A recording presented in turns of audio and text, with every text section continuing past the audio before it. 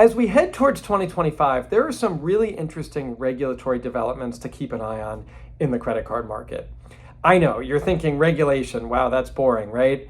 It's really not. This affects all of us in terms of rates, fees, rewards, access to credit. This is important stuff.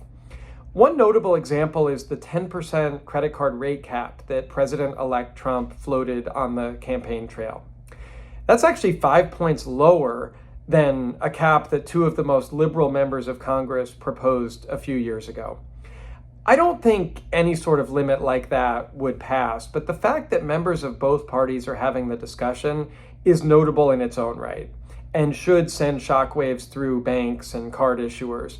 Credit card lending would not be profitable if they can only charge a maximum of 10 or 15%. It's a little bit of be careful what you wish for. I mean, paying low rates sounds good as a consumer, but if access to credit and rewards get crushed, well, then nobody wins. The best scenario is to pay your bills in full so that your personal rate is zero, or get a 0% balance transfer card to help with that. Another interesting aspect to keep an eye on is what's going on with interchange fees, the fees that merchants pay card companies every time we pay with a credit card. This is something that is starting to gain momentum in Congress. The Credit Card Competition Act was proposed a few years ago.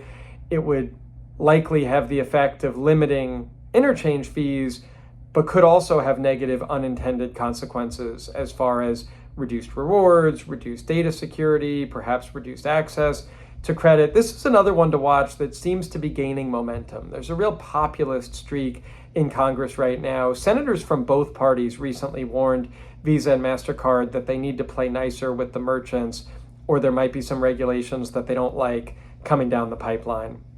I also believe that the Capital One Discover merger will finally be approved in 2025, and it'll be interesting to watch what happens after that. I don't think there are going to be major changes in the short term to the value propositions of Capital One or Discover cards, or to credit card rates or interchange fees for that matter. But there's a lot of uncertainty out there, and it certainly bears watching which way the regulatory wind blows in 2025. This could set the stage for even more dramatic changes in the years to come.